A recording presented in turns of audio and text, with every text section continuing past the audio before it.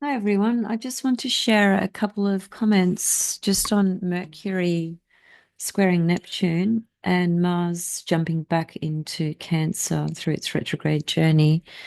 So a lot of things coming up for a lot of different people. Some people I know personally in my life. Yeah,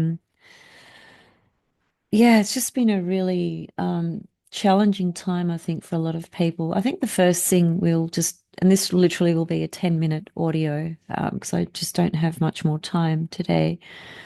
Um, Mercury square Neptune. There it is right there. So Mercury's just gone past it. So it's been building up to the square, the last couple of days, and it will still be the energy of this transit will still be felt for the next couple of days. So we're looking at a window of around about maybe 4 or 5 days where this energy can be quite felt, in our circumstances. Um, and there's so many ways of looking at this and so many layers. But before I go to that, I also want to mention that before this, Mercury also formed a square to Saturn. Um, Mercury square Saturn and Mercury square Neptune are both very difficult aspects to Mercury, actually. And also, Mercury is in detriment in Sagittarius. So even though it has, that side to it where it can be um, really inspiring and mentally inspiring and philosophical and, very broad perspective and outlook on life, quite an optimistic outlook, generally speaking, it still is in its detriment. And, part of that reason is because it's in the opposite sign of its rulership, which is Gemini. Um, and sometimes the Mercury in detriment in Sag can simply be just not being not being clear about certain facts and certain details that we might be overlooking, right? Depending on our situation. Um, and then, when you get the square to Saturn, that there can be such a mental frustration. Either we are not being heard, um, we feel like we're not being heard. We feel like there's some kind of block. Now, whether that's coming through the conversations we're having with certain individuals that may be on a personal or professional level, but there is some sense of frustration there, that comes up with the square. And Saturn square Mercury is almost certainly a frustration of not being heard or not being able to articulate and express yourself in the way that you want to. Um, but that aspect has passed, so it's not even within range anymore. But I'm just bringing that up as context of what we've been kind of dealing with Mercury in its final days of being in Sagittarius, which Mercury was retrograde in this sign as well. So even though it's out of retrograde, it's still in detriment. And the square that's really in play right now to Neptune is very, very difficult and can be, just extremely difficult on this, just on the everyday level of our own thought processes and different conversations we might be having or different things we're thinking about. Uh, there can be a lot of frustration and a lot of confusion. A lot of confusion. Confusion is such a key word, when it comes to Neptune. And even though, at a, let's say, for a lack of a better word, at a more esoteric or spiritual level, Mercury, Neptune is the aspect between Mercury and Neptune can be uh, very productive in a creative sense. There's a lot of creative fuel there. A lot of sensitivity, powerful imagination, powerful creatively through the imagination.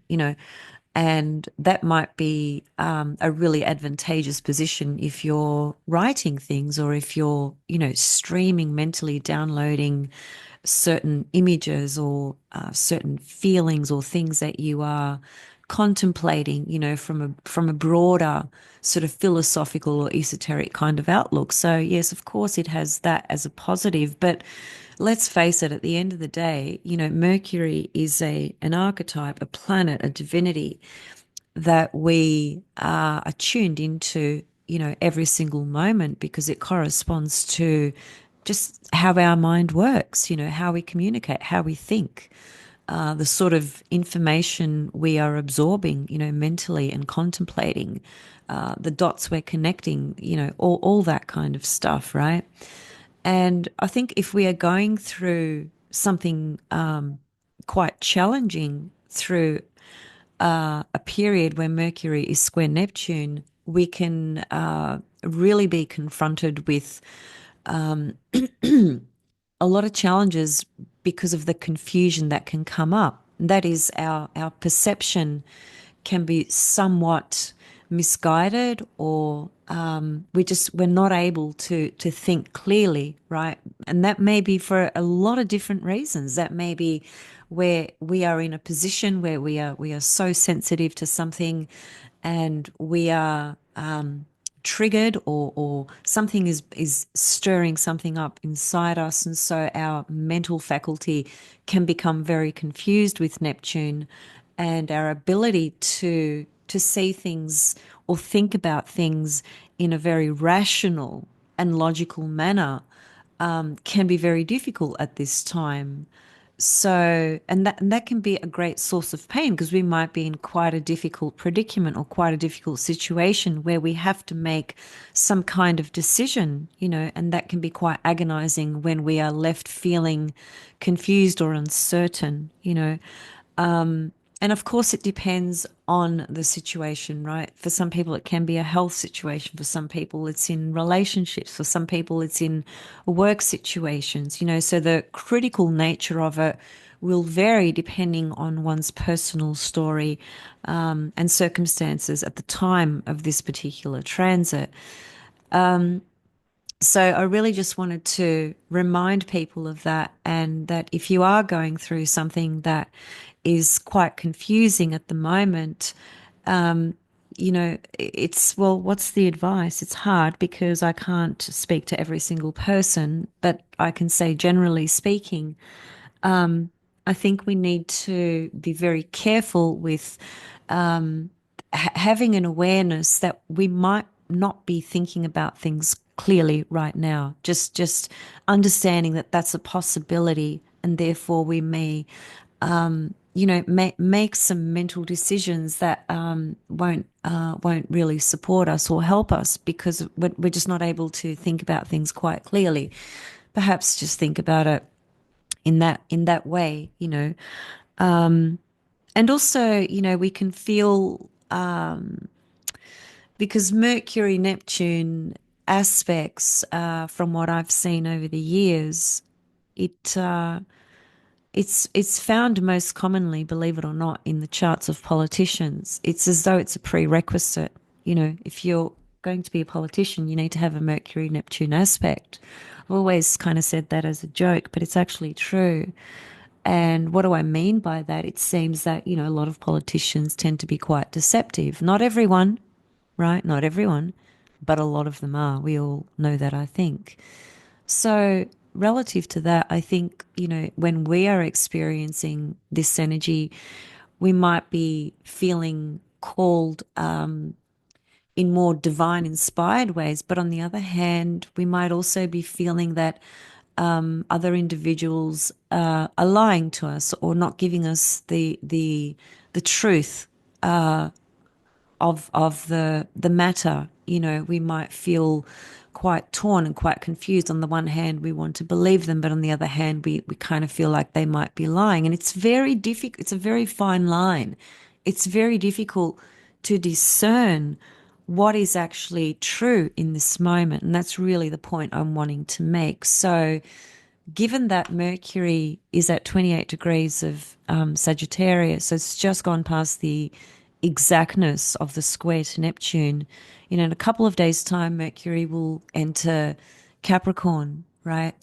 And so if you are going through something that relates to this sense of confusion and frustration at the moment, just know that in a couple of days' time, that energy would have eased off quite a lot. Although Mercury will still be squaring Neptune out of sign, right?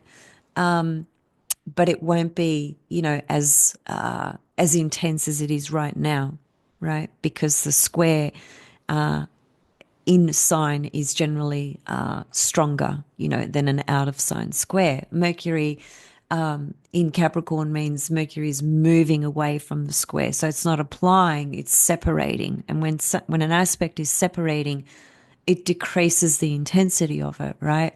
So just know that in a couple of days' time, you may just suddenly feel, a greater sense of clarity in your own mind about certain issues that you may have been grappling with and struggling with in the context of knowing what is actually truthful, about the situation that you are in, about the information that you are receiving, about the things that you're being advised, and so on and so forth. So just take some comfort in knowing that in a couple of days' time, this energy would have really dissipated quite a lot. Also, with Mars going back into Cancer and retrograde, as we know, and Mars's retrograde journey since the time Mars started its journey in Cancer, and by the time it leaves Cancer and then goes back into Leo and does that whole journey. I think the whole journey was about 4 months, something like that, for almost 4 or 5 months. So quite a long window of Mars. At the level of wanting to exert our own will, right, and exert our own personal power, Mars can feel very, very, very frustrated in Cancer, which is its sign of its placement of fall, what we call fall, just similar to a detriment, but not quite exactly the same. And Mars retrograde, although at a higher level. What do I mean by higher level? At a level where we might be working with ourselves more consciously, and just being more in tune and more in touch with our own feelings, our own frustrations, our own whatever it is, and having the ability to objectify, stand back and be more objective and reflect and, that kind of way of being, we would then tune more into the Mars retrograde in Cancer at a at a as an opportunity to actually work on our own personal security, basically, right? Because Mars in Cancer on an evolutionary level is ultimately seeking to recognize its own personal inner security and ultimately creating the realization that it doesn't need to get that sense of safety and security from anybody else out there, as it were, whether it's family or friends or, lovers or whoever it may be. So even when that's more of a natal description, but even so, we can apply that to a transit, and especially while Mars is retrograde, which implies really going within and tuning into our own insecurities, Cancer, and because Mars is in falling Cancer, it's implying Mars is not able to act in its most natural way, right? Mars, in Cancer and retrograde is an unusual place for Mars. It's not at home. It's not natural for it, So there can be a lot of insecure feelings and emotions that come up around our own ability to assert ourselves, to be in touch with our own personal power and to make, to take action towards things that we feel we need to or want to. There's something that might feel really difficult during this time to do that. So there can be, very strong emotional outbursts with this as well, that seem illogical and irrational, to the observer who doesn't understand what the person is feeling or experiencing, for whatever reason that may be. And, because we live in a society where we are so controlled and we are, monitored and dictated to and told that we can't express that or we can't behave in that way or we can't behave in this way, it's not appropriate, it's not acceptable, and so on and so forth, then this this sense of not being able to freely express ourselves becomes this sense of frustration, internal frustration that festers, because there's no outlet for what we're feeling. And so there's this sense of not feeling validated, in what we feel because we've had to block it, or because it's not acceptable, all that sort of stuff. So it can be a very frustrating, emotionally frustrating time when Mars is in Cancer and retrograde. So again, with that, what do we do with that? Well, and just to quote Tom Jacobs, who recently transcended, I was just watching one of his videos the other day, a very recent one he did he called it Healing Vengeance, which I found to be, such an interesting title given he was a Scorpio. And vengeance is very much connected to the Scorpio archetype. And I can bring this in here with relevance, and this is the way I would bring it in. He said something that was so simple but so profound when he was talking about vengeance and how he dealt with it. And he was just talking about, when somebody wrongs you, when somebody pisses you off, when somebody upsets you, when something is going on where you feel, betrayed or someone has lied to you, whatever it is, right? And your immediate sort of reaction and response to that is to want to sort of defend yourself, protect yourself, express yourself, tell that person that they're wrong or, whatever it is, right? And there can be, further things that go on with that, which is, plotting how to get that person back for what they did to you and so on and so forth. And he just talked about basically allowing ourselves to feel everything that comes up in a situation like that, because we live in a society where we're not allowed to feel those things. We're told that it's not appropriate to think in that way, to feel that way, to act in that way, right?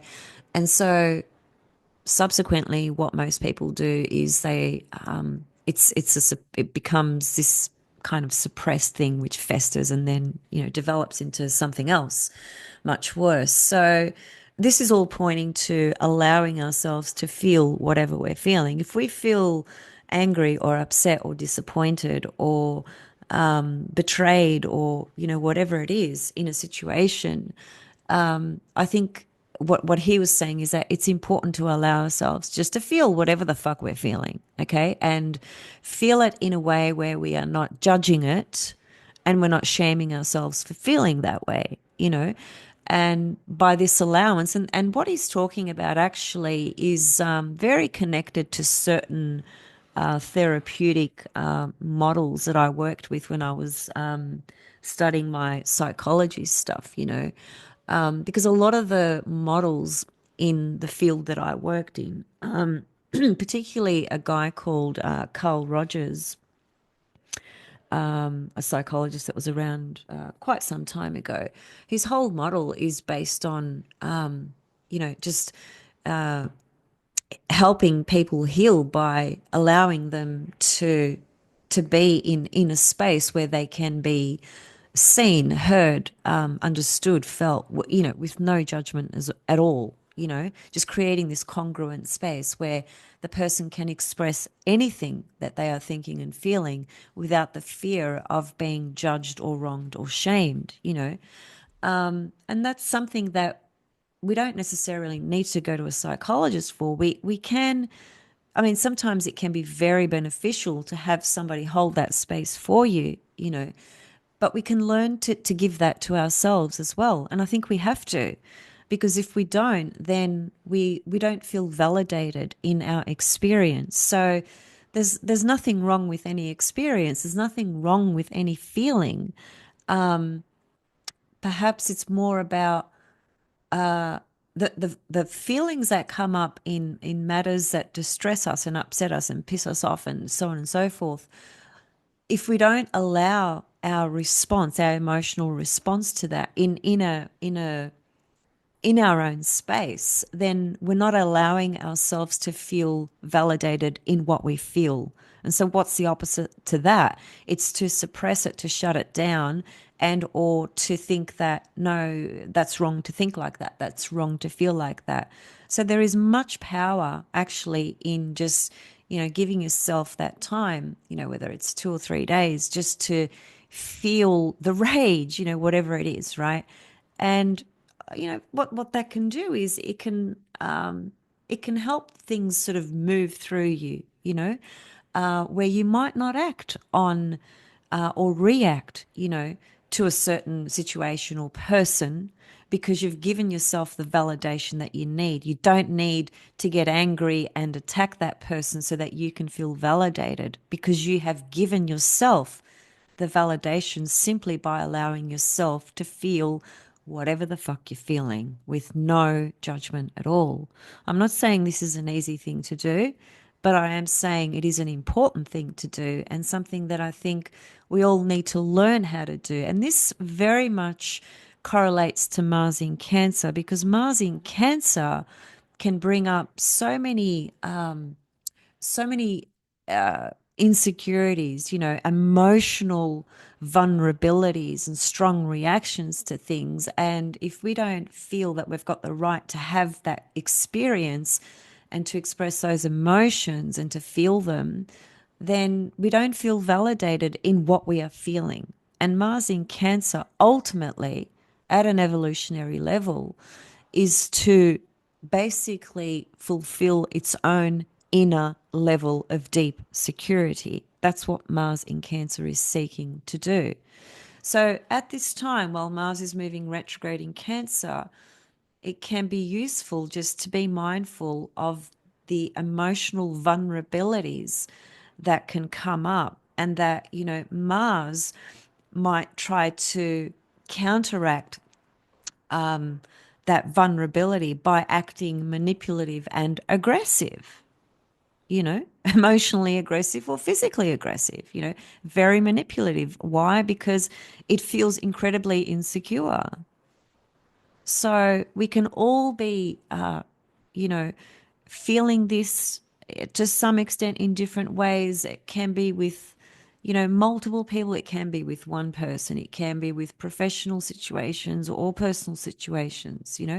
It can be anywhere, because it's just our own inner vulnerability and insecurity that can be, triggered at this time with Mars retrograde in Cancer. And so the opportunity always, with a planet retrograde, is to go deeper, deeper inside ourselves, and what's Mars? Mars is our personal power. So if we can keep some of this in mind, we might just not do certain things we might do that just might create more pain or more difficulty, for others or ourselves. Ultimately, Mars in Cancer is when we can allow ourselves to feel everything we're feeling, and we can find a way to validate those feelings and somehow nurture ourselves, right? And therefore develop a greater sense of inner security, and hold space for our own vulnerability. When we can do those things, then we can offer that gift to others as well. We can help others be aware of their vulnerability and be aware of their insecurities and hold space for them or help them in that journey, you know. So those are just some, few thoughts that I had that sort of came up today in my mind and in my heart, just with a few people around me that are struggling at the moment with different things. And I just wanted to reach out and share this quick update, just in case you are someone who's going through something quite difficult at the moment. Just be aware of these, especially the Mercury square Neptune, which can create a lot of confusion, as I said. But the Mars in Cancer retrograde, that's going to be there still for quite a bit of time. Let's just have a quick look. So,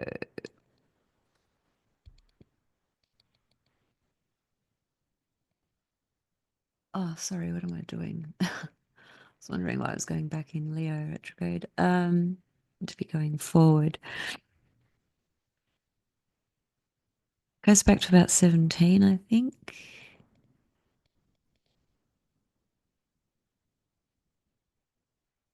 Yeah, see that 17 degrees. So, yeah, it'll be retrograde in Cancer until the 27th of February.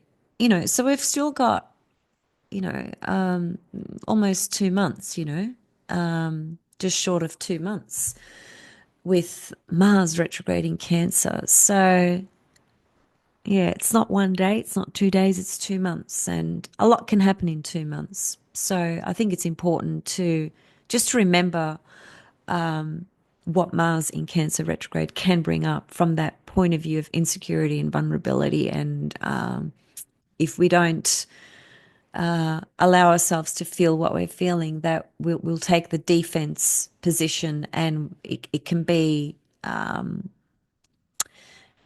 it can really blow up emotionally, and it's the point is to remember that you have the right to feel what you're feeling, but and by giving yourself that right to feel what you're feeling, you just simply you are validating what you feel. And I can tell you now, as having been a therapist for many, many years, and this comes from Carl Rogers' work as well, one of the most powerful things for a person when they are struggling through something is simply to feel heard and validated. It's not about, being a coach and finding a solution for them. In some situations, it might be that. Some people might be looking for that. But the most powerful ingredient in healing is simply to feel validated in whatever you are experiencing, thinking, and feeling. So if we can give that to ourselves, imagine, how powerful that experience can be relative to anything that's going on in our life. Because when we are going through things, whatever it is, in some way, shape, or form, we're always looking for that validation outside of us. I need that person to know that I'm pissed off with them. They need to know I'm angry with them because they did wrong by me.